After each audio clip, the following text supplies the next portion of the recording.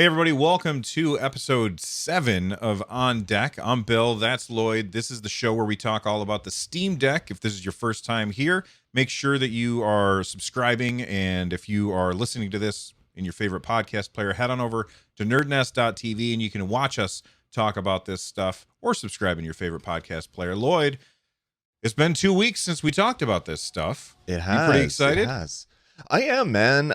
It seems like minutes after we talked last episode, Steam came out with an amazing teardown video, and it's just like, that would have been perfect for the last episode. But now it's perfect for this episode. That's the good thing about news. Sometimes you can hold on to news. You don't have to freak out and cover it day one because it's news that will be important for an extended period of time, which is exactly what this teardown is about. Yeah, I think that a lot of people who either watch or listen to this show, like, in fact, I saw somebody say this on the subreddit because whoever's posting our videos to the subreddit, thank you very much. We do appreciate it when you guys share the videos out. But somebody had said, this is all information that we already know, but I like watching these guys talk about it because it's more of like an in-depth conversation instead of here's the news, which was really nice of them to say. So thanks to those who are posting it, and thanks for the kind words to that fellow Redditor over at the Steam Deck subreddit. That's right. Yeah, no, it's obviously we're not breaking news here because Steam, or Valve rather, is very tight-lipped about any new announcements, and they're going to want to do the announcements themselves because that's what companies generally want to do. But we like to take the nuggets of information and wax poetic about them, as some people might say, or we just talk about them in depth to talk about our ideas as to why they're important. Our ideas may not be your ideas, but maybe there's a series of gamers that are like us that want a portable device to play their games, that maybe don't have a PC that is really up to spec for the latest and greatest games. Maybe they're cloud gaming already through Stadia and GeForce Now because of that.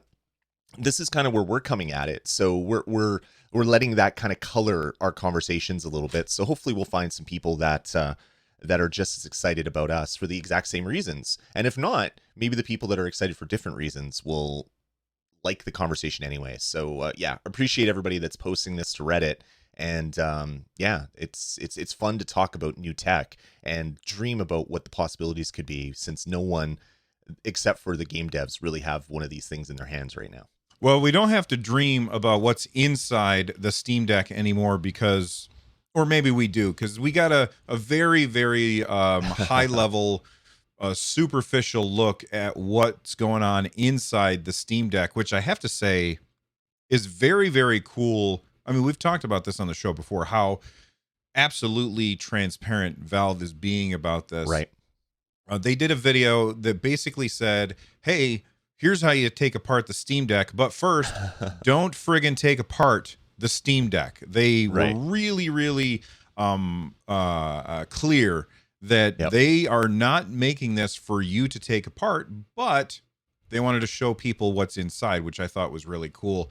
What's your big takeaway from that video? And there's a link to all of the stuff that we're talking about in the description down below. Well, the part that you just said, don't take apart your Steam Deck, was really kind of funny to me because I've been repairing consumer products for years. I did it as a job for a while. I took apart ThinkPads and MacBooks and PowerBooks and all these old computers that had very small components, very small screws. You had to be very meticulous about lifting the Kefton. I can't remember what the tape is called, but it's this like yellow translucent tape that doesn't have static. So you lift it up, and they showed some of that stuff there. There's that like metallic tape that was covering some of the screw holes. You have to be like super meticulous to get these things apart. But one of the things that they said is when we built this thing, we used self-tapping screws. And everyone's like, well, what does that mean? Well, the screws actually have a point on it, and you're actually physically screwing into the plastic to make a tight seal. Once you take those screws out, it'll never be that tight after. Mm-hmm. So notice, or not notice, think about what will happen when you take it apart. There may be some rattles, there may be some extra flexing, there may be some other things to do with it. The difference between most companies that just say, don't do it, you void the warranty, we don't want to talk to you again, is Valve is like, Well, it's your equipment. You can take it apart. You have every right to take it apart. Just know that if you break it, it's not covered under warranty. But here's all the pitfalls you'll get into. It was kind of a fresh take on how do we take our things apart? Because we're used to Samsung and Apple making phones that are glued together and impossible to change the components, AirPods that you can't even get the battery out of. And then you have Valve come along saying, we know everyone's going to take this apart anyway, so we made it easy for you to do it by doing this stuff. It was kind of a breath of fresh air when most companies are usually super, super secretive and just like, don't do it, period, finger wagging at everybody else. So it was a nice thing to see from Valve. I think one of the things that was very interesting is phrasing and the way that they phrased this. And I don't know if they did this intentionally or if there's a. They said it's your equipment, you can take it apart, but if you damage it, it voids the warranty. Most of the Right. time, it's like if you open it, it voids Yeah. the warranty. They're Yeah. saying only. Well, they said if you damage it. We Mhm. don't know if that means your warranty is voided if you open it and you don't damage it. We don't know, but that seemed Right. like a very strange phrasing for them to say. Okay, you've opened it, you haven't damaged anything. We're not going to void the warranty. Right. What do you think that that's going to be the case, or do you think it's going to be if you've opened it because those self-tapping screws aren't going to go in exactly the same way that constitute damage, and now you're voiding the warranty? Yeah, I don't think so. I think it just if you damage it, like if you somehow don't put that one screw they were talking about in that connects the copper cooling bar from your APU to the cooling system. If you don't connect that properly and you're not getting ample cooling and you fry your CPU, and we can tell that you did it because there's a screw missing, that's not going to be covered under warranty. I think it's just them covering their butts a little bit, saying we want to cover most of the stuff, but if you pull this out without undoing the screws and bend all the metal, it's not going to be covered under warranty. So I think that's a good caveat. But again, so different than most companies that just say if you open it up, as you said, Bill, it's done. There's no warranty coverage at all. This is a little bit different. The one thing that I really liked is the fact that your analog stick modules are a complete separate unit. Mm-hmm. You undo one little ribbon cable and you take out a couple screws. I think it was two or three, doesn't really matter. And then you can pull out the board, the whole circuit board with the analog stick. And they said in the video, we will have information about replacement parts in the future in case you ever have to repair this yourself. I don't think I've ever seen that. You can get replacement parts for Apple devices and Androids, different Android devices, usually through the factories that are making it for those companies. They make backdoor deals with other white labeled things, and they sell it on AliExpress or Amazon with some Mm-hmm. weird white label thing. This is them saying, no, we're going to make these things available for people. It's just the whole thing's refreshing. Like I don't know of a computer company that has really talked to that way in the past, where you're not going to void your warranty. We're gonna make replacement parts available. Like it's just, I don't know. It was a breath of fresh air for me. I don't really know how else to say it other than this isn't the norm, and I wish it was. I wish companies were more like this. That's the most irritating thing about this whole thing is that this is so refreshing. It shouldn't be. This should just be the way Exactly. things are.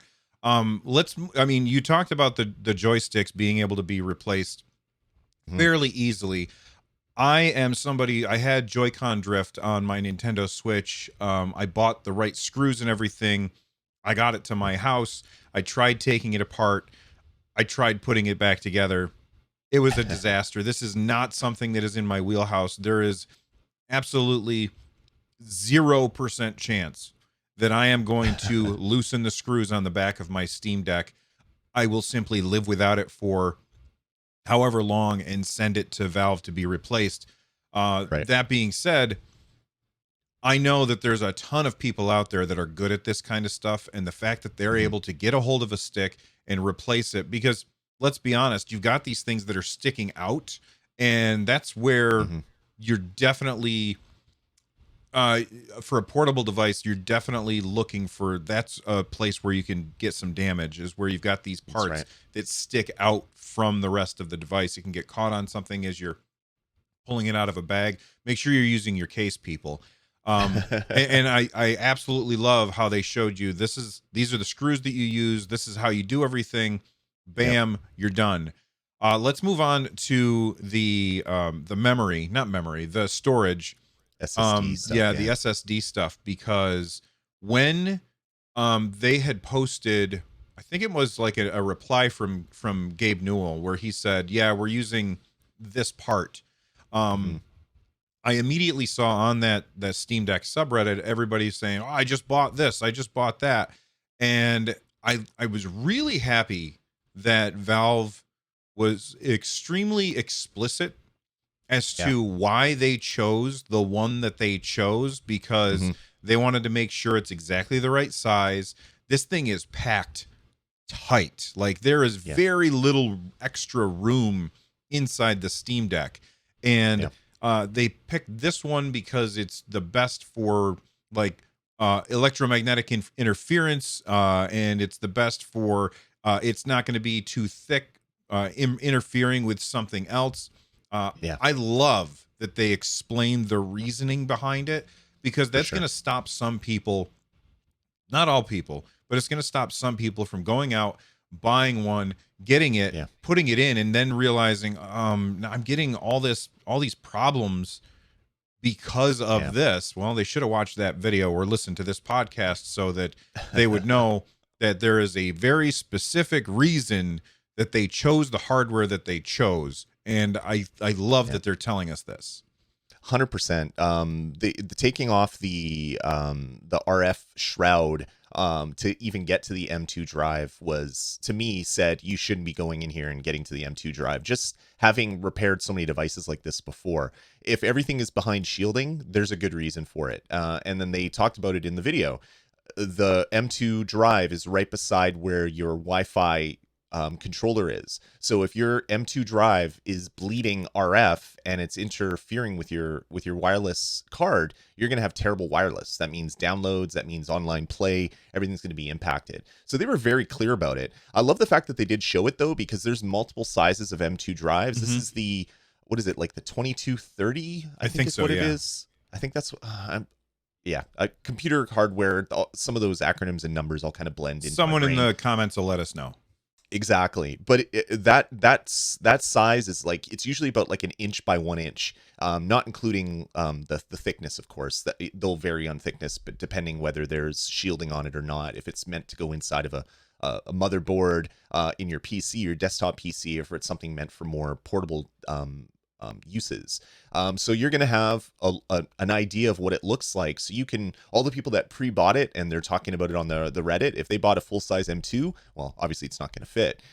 You can't even take a hacksaw to it and cut it down, because that wouldn't be a good idea. But now it gives them kind of a blueprint of, okay, I am going to try to do this. I know that I remove these 8 screws, then I remove these 4 screws, then I remove these 2 screws, and I disconnect these 2 ribbon wires, and then I can replace it. My module looks like it will fit. It has the same sort of shrouding around it to hopefully cut down on RF. This may work. But coming right out to say the caveats, again, I don't know, it's a breath of fresh air. You don't get that from companies. They just say don't do it. They don't give you the reasons why not to do it, other than because we said so. So this is really nice to see. Absolutely. And for somebody who's wondering why would they vary in thickness, one of the ways that you can try and squeeze more storage onto a similar size chip is to put some stuff on both sides of it.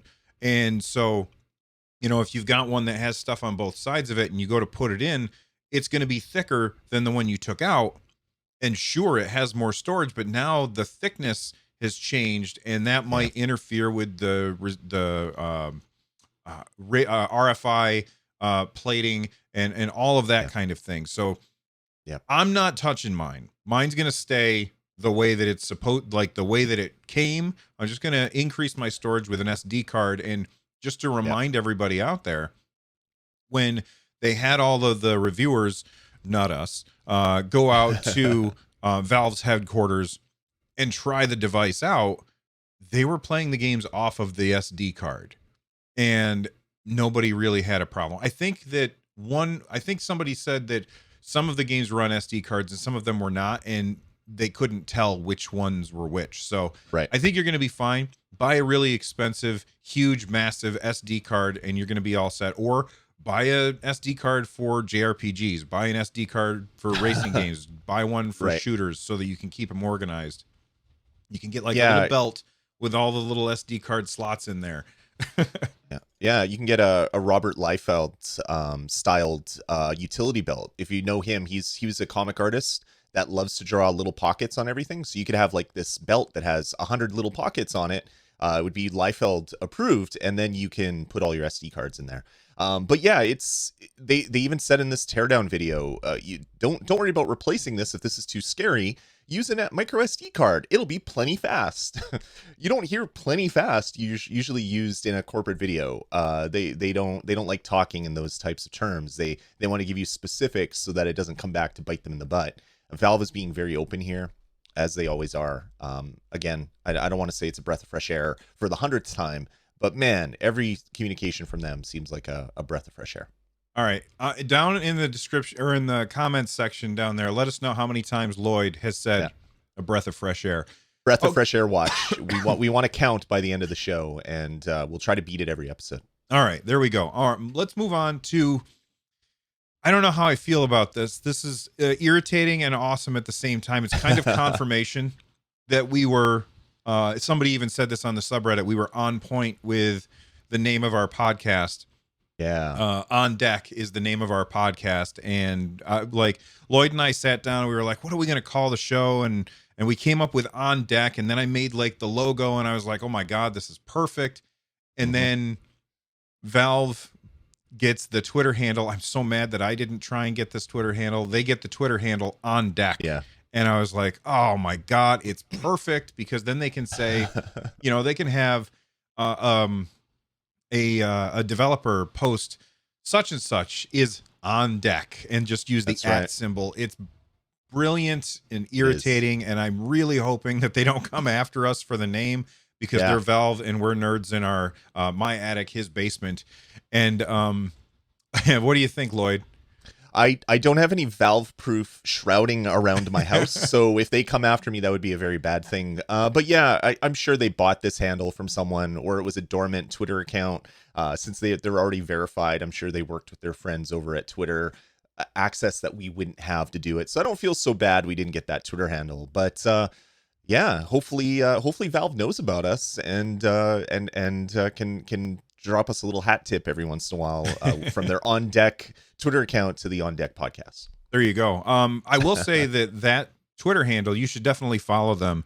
They have been tweeting out a bunch of, like, either retweeting, liking, or commenting on other devs who have the dev kits at their offices, and they're showing off games running on the Steam Deck, and Valve keeps on showing them off. I think that there's one that's really long. It's like 2 minutes long, which I think is the limit on Twitter. I think it's 2 minutes and 20 seconds is how long you can have a video on Twitter.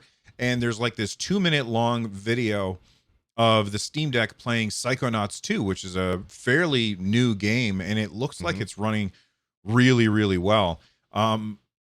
There's tons of these tweets of devs who have their hands on the Steam Deck. If any of you are devs who have their hands on the Steam Deck, we would love to talk to you. And if you guys are those of you who are watching who are not devs who have your hands on the Steam Deck, do us a favor.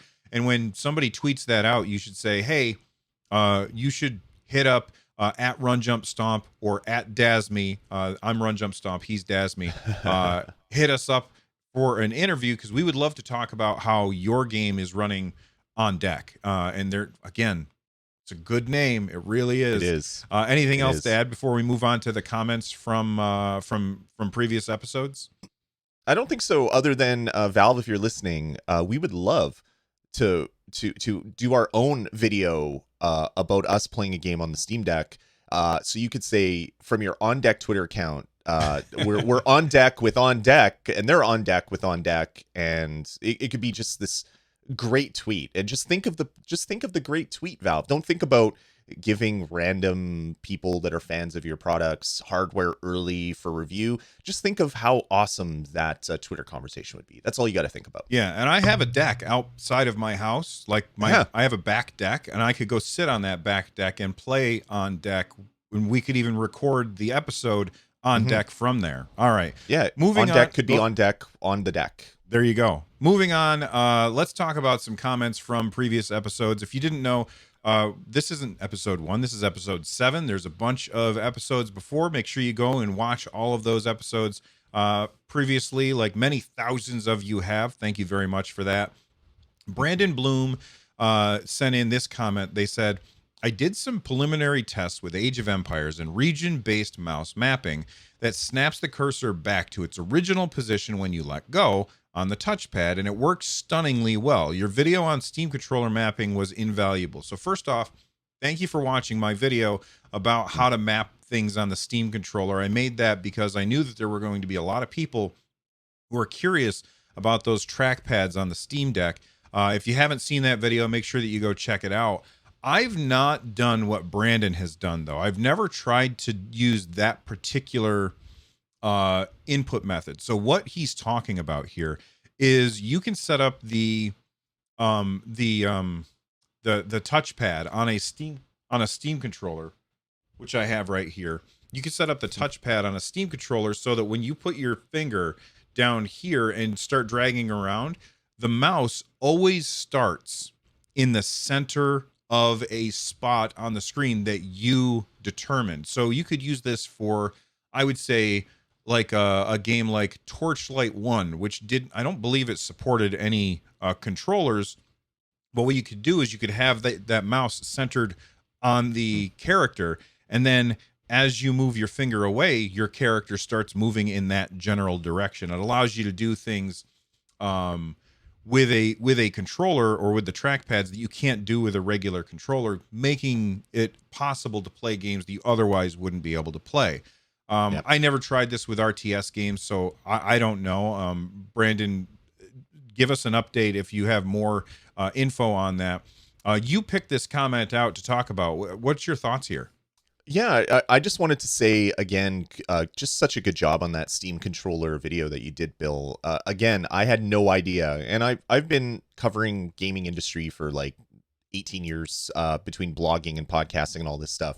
And I followed the Steam controller when it came out, and I followed all the hijinks around the fire sale they did at the end and all that, and I was knowledgeable about it. But I didn't know that it could do this, which makes sense because I don't have one. But the thing that is even more surprising is Bill didn't know how to do this. He's our resident Steam controller guru, and he didn't know that this was a way, or he knew about it, but he hasn't tried it. So this just goes to show how customizable the Steam Deck is going to be. If a control method doesn't work for you, you're going to have 1,000 different things that you could possibly do to remedy that, between using buttons and the little what is it, hotkey buttons, where you can hold down a button, which then changes what all the other touchpads and other buttons do if you set it up that way. Like there's going to be no game that you can't play with this control mode method, because there's just so many different things you can do. So I just love this comment, both because Age of Empires, that was something that Microsoft was talking about, and the fact that they were talking about your Steam controller video. So if you haven't seen it, definitely go watch Bill's video on why the Steam controller the Steam controller existing means that the Steam Deck is going to do all right. And it was a great video, showed me some stuff that I didn't know was possible, and apparently did to other people as well, like Brandon Bloom, who left this comment. So thanks, Brandon, for dropping that on our video last episode. Yeah, we do appreciate that, Brandon. Also, I will say, if you're looking for a place where you can find videos that are going to be like that, once I get my hands on the Steam Deck, I'm going to be making videos about, this is the input method that I figured out for this game, or people will be able to send in their input methods, and I can make a video about their input methods. So there's going to be a lot of potential for either tutorials or highlighting other people's stuff right here at our YouTube channel, nerdnest.tv. Let's move on to this comment from I think I scrolled too far. There we go. Redder Than Misty. They said, as for the can non-Steam games use Proton section? This has already been the case since Proton's release a few years ago. The main hurdle, though, has been DRM, such as Uplay and Origin generally being incompatible. But if you have something that has no DRM, such as a game from GOG, then generally there will be little to no issues. And it just kind of highlights the fact that we are going to have issues. It's not all puppy dogs and ice cream. In the future, when the Steam Deck does come out, I guarantee there are going to be games that people want to play and they won't be able to play due to the way that the devs or the publishers set things up either in the past or in the future. And that might be a DRM solution, which always kind of drives me nuts because DRM doesn't actually stop pirates. It stops people who bought your game from getting what they want to do done. Right. Because pirates just go around it and the paying customers get screwed. Never been a fan of that, which is why I do love GOG. That being said, almost all of my games, almost all of my PC games are Steam games. So this probably won't affect me all that much, but I know that there's a lot of people who use Uplay and Origin, and DRM might be a real issue for those people. Any thoughts on this, Lloyd? Yeah, I mean, if this isn't going to be ready for launch, if they don't have some way to run Uplay or Origin or sideload the games somehow, like install them on a PC, copy that bundle to your Steam Deck and run it that way with some sort of authentication, if there's no way around that, the ultimate solution then is you install Windows. You can install Windows to a memory card. You could have a specific SD card that is just your Windows install with the Windows games that you want to run that aren't usable under the Linux version of SteamOS. So that is your ultimate solution to all these problems. Obviously not an out-of-the-box solution because you're going to have to get a Windows license. You're going to have to install Windows. You're going to have to install things to SD cards. There's going to be some heavy lifting involved. But the ultimate solution to all your problems is, well, if it doesn't work and it works on this OS, just install that OS. If there's a weird build of Linux that you've used for years on your PC because you have a live CD and this one game will only run on that one thing, well, then just convert your live CD to a USB boot or something, and you can play that on your Steam Deck. It's just not something that we've ever had with a portable device before, other than like a laptop. But I don't really consider a laptop a portable gaming device because you can't just hold it in your hands. It's on your lap. You can't stand and play it normally. This is going to be the first time that we really have this type of flexibility and freedom with a portable gaming device. And if it doesn't work, just install Windows. Yeah, and in the last episode, we talked about the FAQ that Valve had dropped, and one of the things that they said was you can't boot. You can, I don't know if that came out wrong because I'm coughing. You can boot from an SD card. So you do have access to the BIOS. When you turn on your Steam Deck, you're going to be able to do something in order to select which drive are you booting from. And then so you can have all of your games that won't run on deck, on Windows, on a thumb drive, not a thumb drive, on a SD card. You plug that one in, you tell it boot from there, and then you're all set. So there's always going to be options, and that's one of the things that I think that's one of the reasons why this device appeals to so many different people for so many different reasons, is because there are solutions for so many of the problems that a device like this presents. Yeah, 100%. There's ways around any problem that you have. Most likely, there may be some heavy lifting involved in getting around those problems. But the good thing is you're going to have every single developer out there. You're going to have Valve. I'm sure Valve is going to want to get on the phone with Ubisoft and all the other companies, EA, and say, hey, your software isn't working here. Can we work together to make this work? We have a whole warehouse of engineers behind us that are willing to jump on this problem, which you really wouldn't have with other companies that are trying to break into the space. If you're just a Kickstarter making a portable gaming device, you're not going to have the clout to go to the EA and say, hey, can we make your games work with us? Yeah. On the other hand, Valve does have that. They not only that, but I mean, you look at the companies you just brought up, EA. We already know that Jedi Fallen Order runs on it. It was featured, so I'm sure that there's conversations happening between EA and Valve there. Now, somebody Right. might say, well, they were running the Steam version. Sure, but I'm Mhm. sure that they've talked because they featured their game. Ubisoft, they put their games everywhere. You Right. you can't throw a stone without hitting a Ubisoft game running on Right. some refrigerator someplace. It's just they always want to hit as many possible customers as they can. So Ubisoft stuff is going to be on there. So I think that that's something to keep in mind as well. Now, this next comment is not related to gaming, but it's definitely related in the way that DRM can get in the way of things, and that's from Codex 404. They said the only issue with watching 4K content, and this is they're replying to something that we were talking about on a previous episode. The Right. only issue with watching 4K content on the Steam Deck, if it's docked, obviously not on the 720p or the 800p screen, is the potentially of DRM support. As far as I know, there is no Linux distros that have implemented the paid DRM Netflix or the other video platforms require. If I remember correctly, without the correct DRM support, you would have to watch the series in either 720p or 1080p, which would be perfectly fine in handheld mode, but not ideal when docked. And that makes a whole bunch of sense. Like, as content creators, Lloyd and I are lucky that we both have an HDMI switch that luckily strips out HDCP so that when we're trying to play a game, like the game doesn't just record a black screen in our recording software. Like that kind of thing is always a huge pain. Yeah. And especially like when Stadia first came out, you couldn't turn off HDCP on the Chromecast Ultra.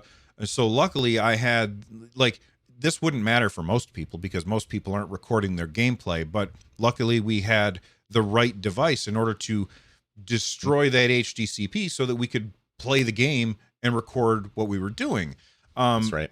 when most people aren't going to have that, and then you have to have HDCP that's high definition copy protection, I think it's called.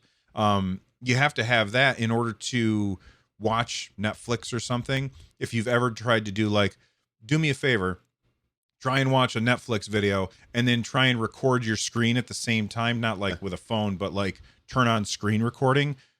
When Yep. you watch that video back, you're just going to get a black screen. That's Right. HDCP happening. So this Yep. is definitely an issue, but at the same time, I mean, I know that people are going to be like, "Well, I want to watch my videos on here," but at the same time, like, I don't know about you, Lloyd, but I am surrounded by so many different screens that I can watch stuff on. I really don't think this is that big of a deal. What are your thoughts on Sure. this? Yeah, I wanted to include this comment just because in the past we've said, yeah, it'll do anything. You can run anything, you can stream anything, and obviously that is not quite true. I completely forgot that newer versions of Netflix, when they started offering 4K streaming, even my PC, or I had a MacBook at the time, I couldn't watch 4K on my MacBook. There was an HDCP. There's some sort of error in the HDCP protection chain. So I had Mhm. a 4K monitor connected to it. I would drag the window up and it just wouldn't play. That got fixed. They were able to make it work. But yeah, if you are watching Netflix, unless you're using Chrome or Edge, I don't even think Chrome works anymore. I think you need to have Edge. You can't watch anything above 1080p just because of the DRM. So my hope is that companies like Netflix and Crave in Canada and Hulu in the US and Peacock Network and all the other networks, they'll understand that there's going to be a lot of people watching their stuff on Linux. So maybe they're going to come up with new DRM, or you can install Windows, or you can just realize that for the most part, you're probably going to be watching the stuff on the built-in screen, which is only 720p anyway. Yeah. So this won't impact you. But yeah, if you are trying to get into desktop mode and watch stuff in 4K, there might be some heavy lifting involved to get it working 100%. In the past, we said, yeah, all that streaming stuff is going to be fine. The reality is Linux does have its issues sometimes with this support, because companies generally support Windows and maybe Windows and Mac, and then you get into some of the other operating systems and they just don't have the enough, they don't have enough engineers Yeah. to make sure that this stuff works. And if you're watching this and you know a legal, being the operative word, a legal workaround, feel free to let us know in the Yep. comments section down below so that people who are trying to watch 4K Netflix on their docked Steam Deck are going to be fine. I think Right. that is a very, very small subset of people, because I think most people who want to watch 4K Netflix probably already have plenty of ways to watch 4K Netflix, but That's right. it's definitely an issue to be sure. Moving on, we got a comment from Dindon. They said Game Pass games are not just Windows executables. Those are UWP apps that are not supported by either Wine or Proton. It doesn't seem like it will be in the near future. I can completely agree with that. I Hmm. did see that there was a game, and I wish I had written this down. I saw that there was a game that had recently been replaced from the UWP app to a regular Windows executable recently. I think I saw it on the Steam Deck subreddit.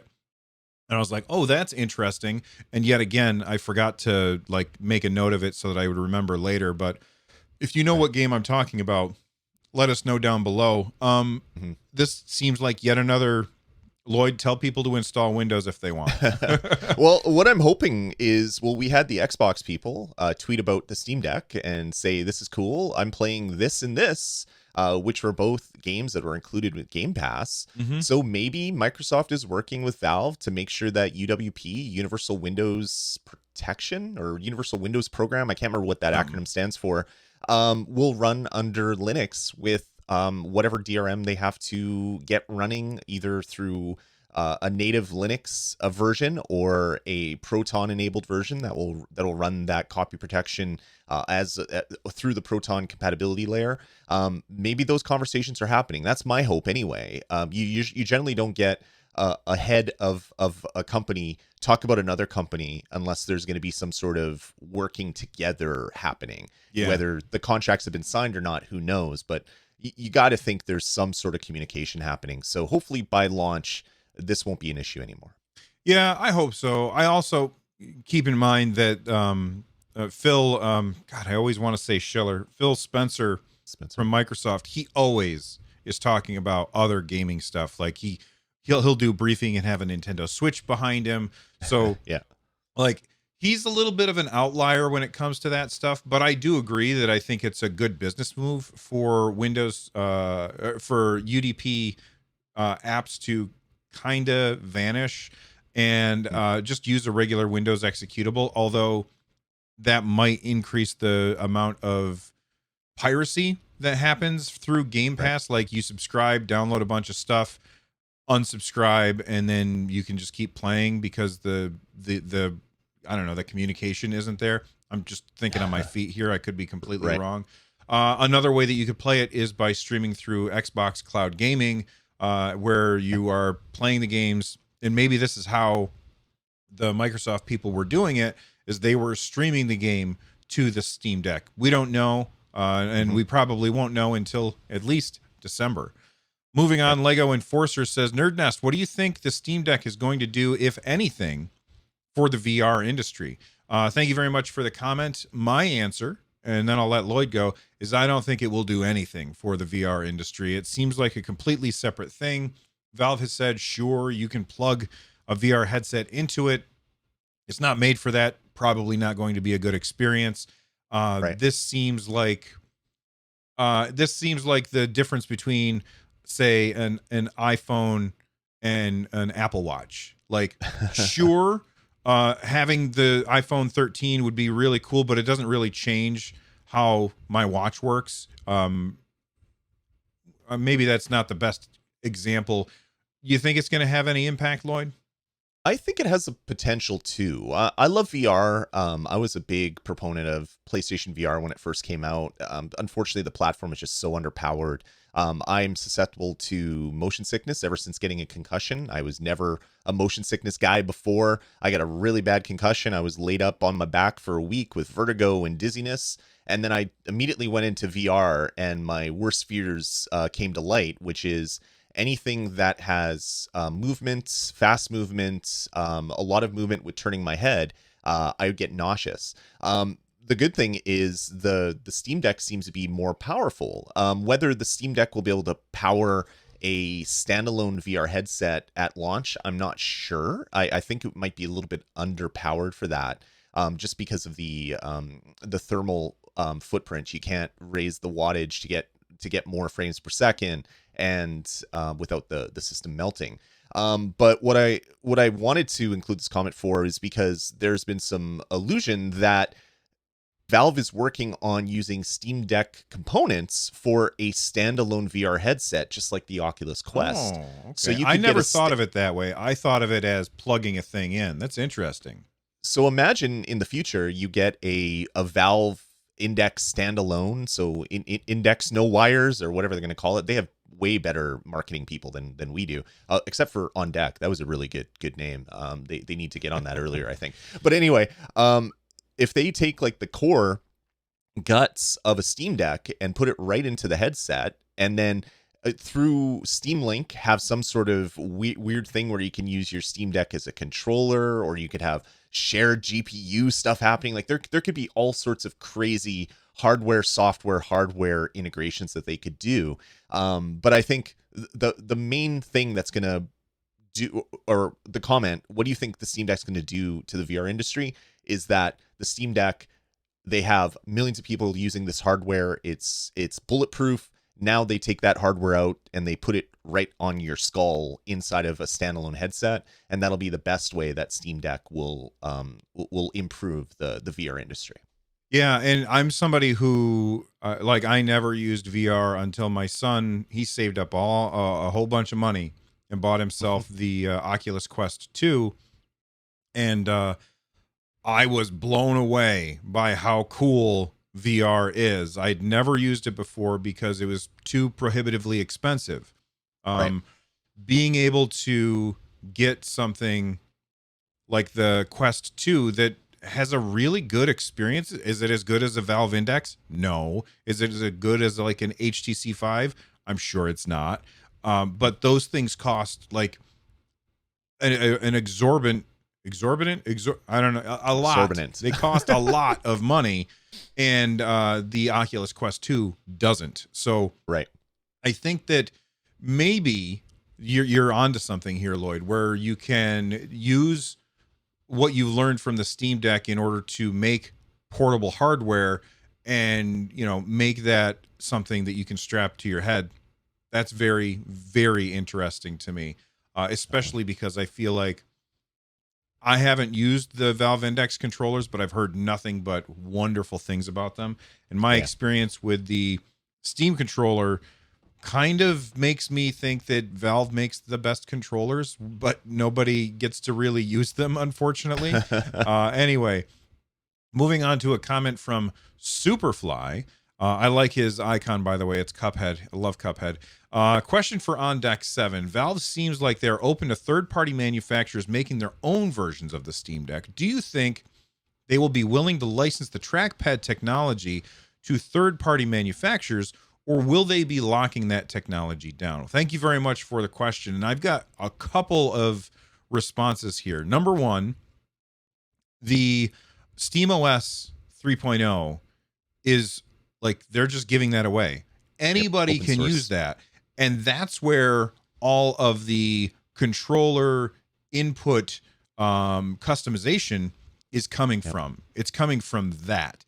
These trackpads, they're just trackpads. It's all software that makes these things special. I mean, sure, the shape that they have been put into, the haptic motors underneath are all great, but that's all like stuff that anybody can figure out. The hard part is the part that Valve figured out, in my opinion.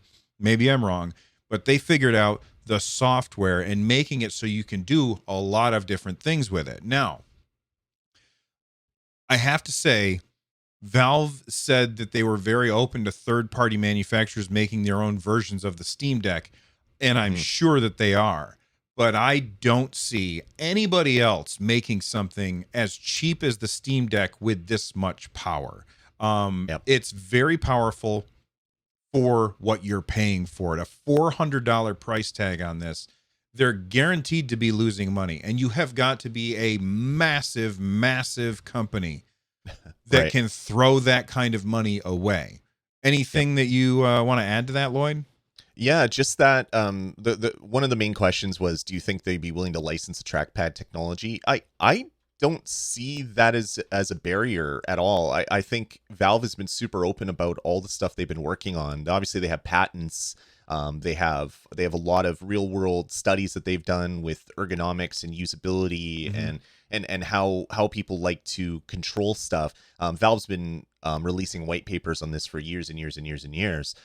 So yeah, I could see a future where Asus comes to Valve and say, okay, we're making a Steam Deck competitor, or they probably wouldn't say a competitor if they're trying to get a business opportunity hammered out with Valve. So they're We're saying making a portable PC.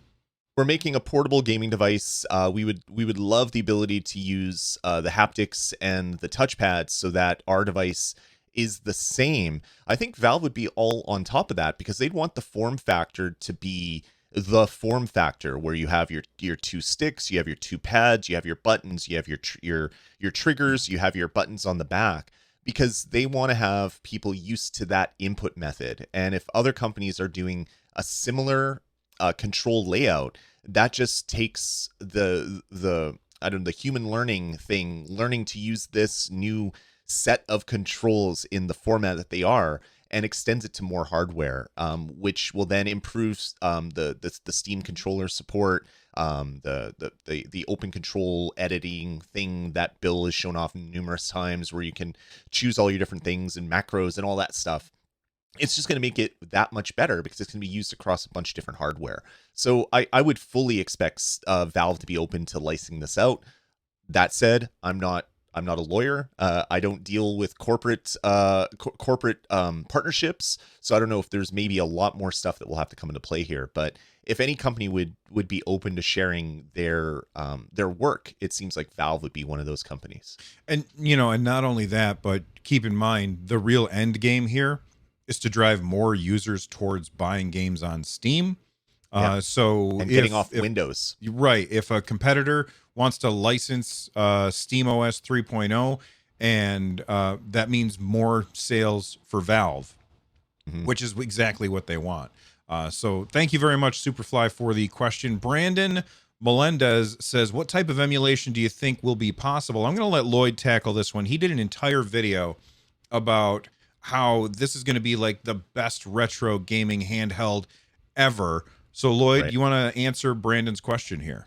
Yeah, so what I assume, Brandon, is what you're getting at is what type of systems will be possible to be emulated on this device. I could say anything, or I would think rather, I can't say it because I don't have a device in front of me, but I would say anything that you can emulate on your PC right now would be doable on the Steam Deck.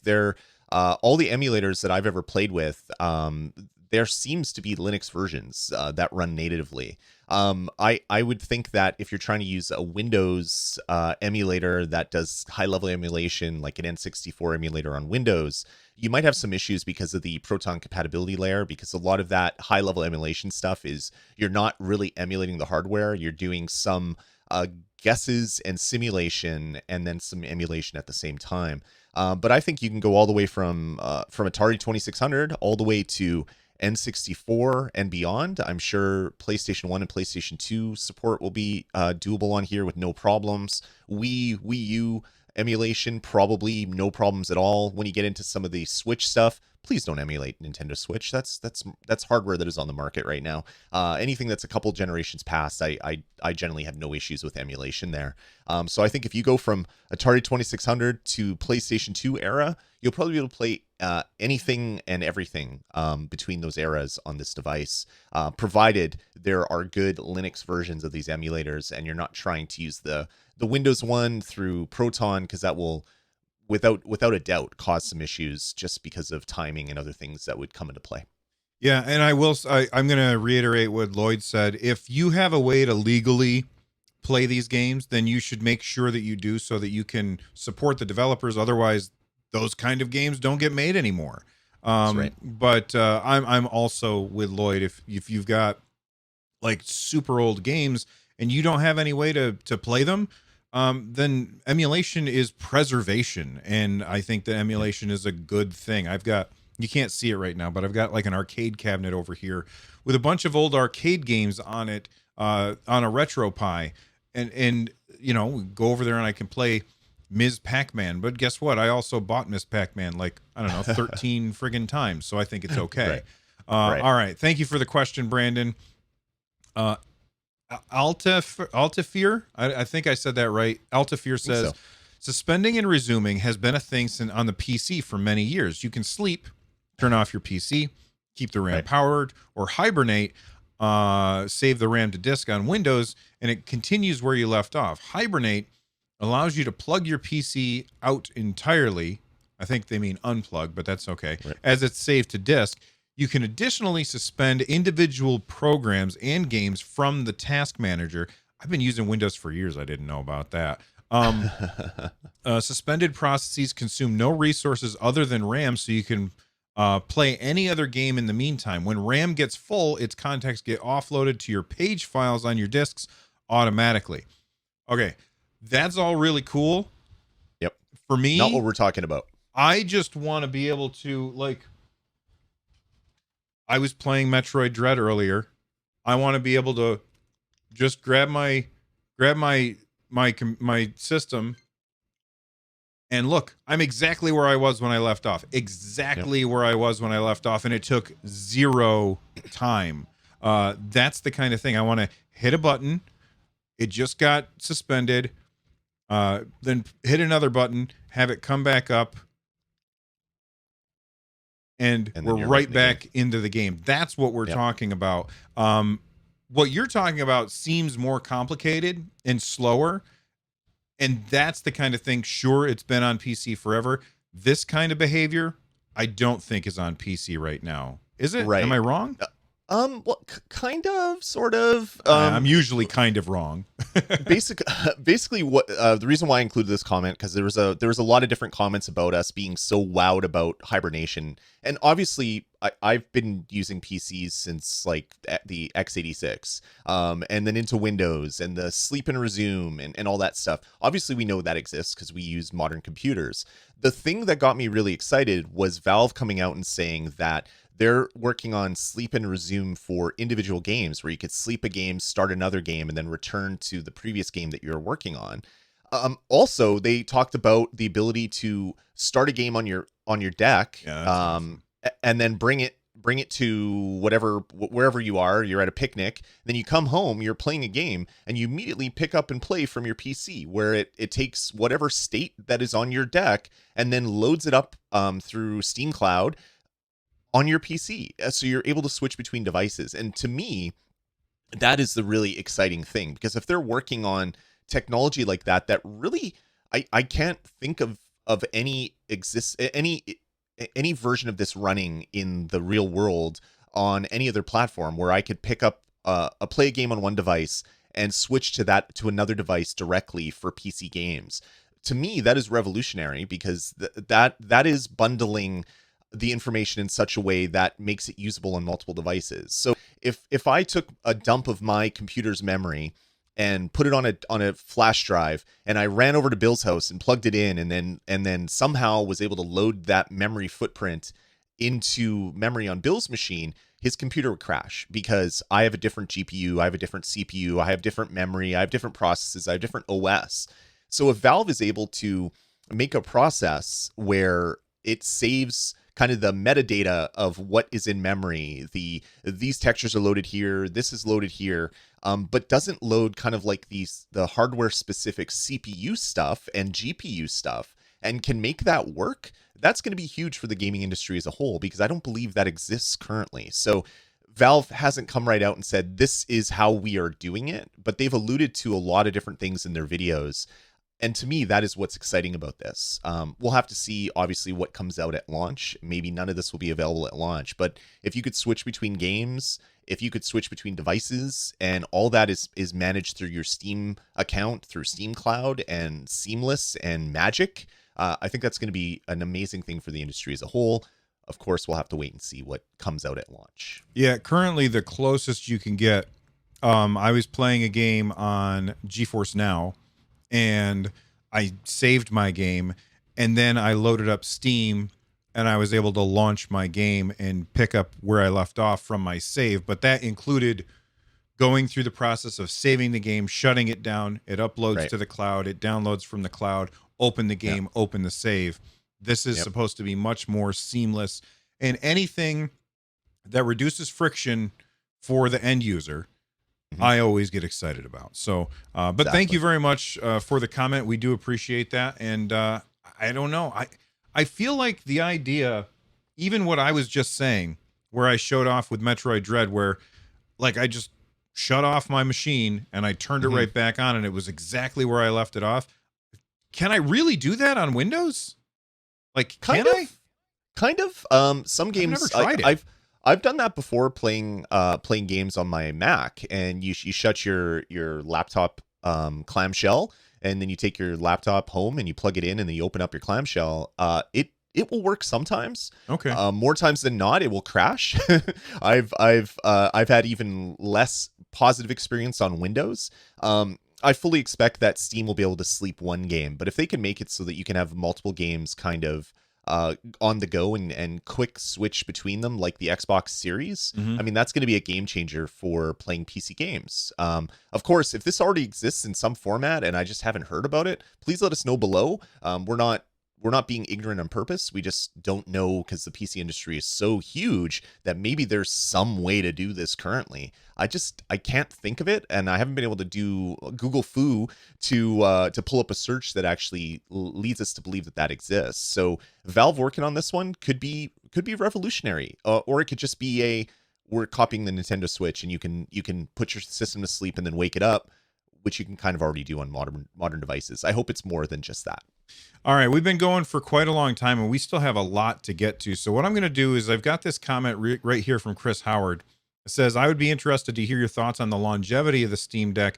How future-proof is it, and for how many years can we expect to be able to play the latest games at reasonable graphic settings? I want to talk about that next episode, Awesome. just because I feel like that's going to be a long conversation, and it's absolutely a good thing to talk about. And if you have thoughts on that, leave comments below, and we can really focus on that next episode. Let's move on to a little bit more news. Ricochet anti-cheat. We talked earlier about things that are going to get in the way of the Steam Deck working, and it seems like Ricochet anti-cheat might be one of those things. It is a Mhm. kernel level driver. Lloyd, before we go any further, there's probably a lot of people out there who don't know what a kernel level driver is. Do you want to explain that to them?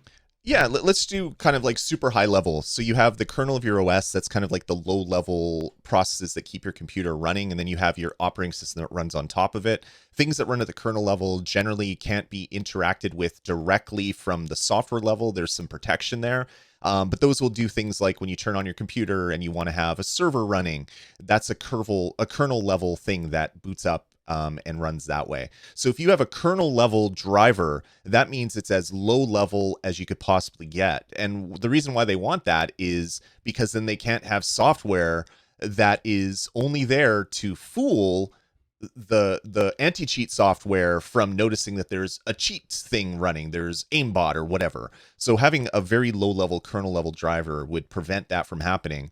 That also makes me wonder how this is possibly going to run under the SteamOS through the Proton compatibility layer and all that stuff. Because if this is a Windows specific driver, Call of Duty, the Call of Duty devs are going to have to work on getting Ricochet ported from that to maybe Linux and run as a Linux kernel level driver. Yeah, and for me and a lot of people out there, the idea of, I'm playing a game and now they're putting things in my kernel. No, thank you. I don't like that. That's a security issue. I'm not a Yeah. fan of kernel level anti-cheat stuff. I hate cheaters. I don't want cheaters. I Yep. like anti-cheat software because it means that I have a better experience online. But the idea of them injecting stuff into the kernel of my machine, that makes me nervous, very, very Yeah. nervous. So I'm not a fan of that. And I mean, look, I wasn't going to play Call of Duty, whatever. Anyway, I don't play those games. They're not my kind of games. They're for other people. That's fine.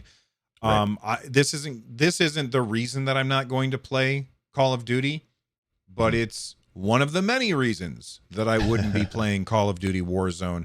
Not a fan of kernel level stuff, and Yeah. they never once That's mention Windows in this post. They just they don't. call it PC over and over, which is Yeah. fine. You don't know if that means Linux as well, Yeah. but a lot of people, when they say PC, that's what they mean is Windows. You have to also understand that we got our first rootkit because of a kernel level Yeah. driver What that game was that? I can't remember. I can't remember, but it was a Sony DRM, I want to say, and Hmm. they installed it across every PC that ran this piece of software, and anybody could create an executable that would hide in this DRM, and then you wouldn't be able to detect that this is running, and that's how a lot of people got their banking information stolen and Yeah. stuff like that. So kernel level stuff has come a long ways from where it was before, where developers that maybe didn't think what of the future of what they're doing would lead to made a lot of mistakes. Hopefully that isn't happening here, and hopefully the Ricochet folks can work with Valve to make sure that Ricochet is available on Linux or usable either through Proton or as a direct Linux executable by the time the Steam Deck launches, because a lot of people love their Call of Duty, and They Warzone do. is a huge game right now. And I've watched a lot of streamers, like I'll watch Dr. Lupo, and he'll get shot through walls, and he'll have people that are aiming at his face no matter what they're doing, and like they'll run out of bullets, and he'll run around these people, and they'll keep their gun trained on his face because they're using cheating software, they're using aimbot.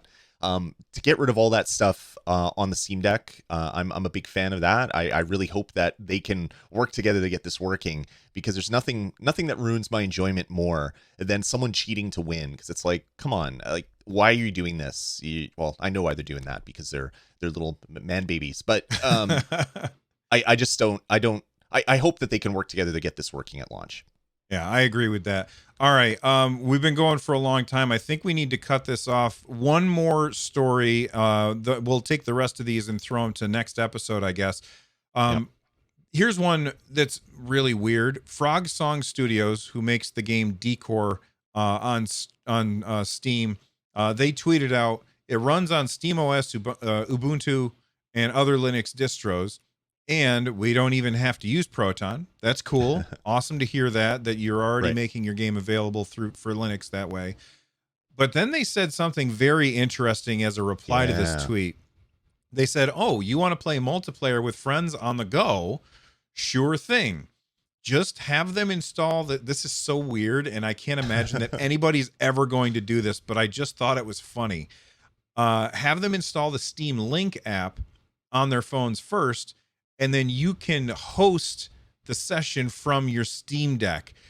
Do you see this well, first off, can you actually do more than one screen at a time through the Steam Link? I've only ever done it with one screen at a time, where maybe I want to play a game on my phone or play a game from my computer downstairs on the treadmill. Like, I was playing New World and I walked around and was chopping down trees using the Steam Link app on my TV and my treadmill downstairs.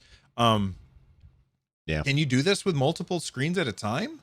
I guess so. Like, after seeing that comment, I was like, what? That doesn't make sense.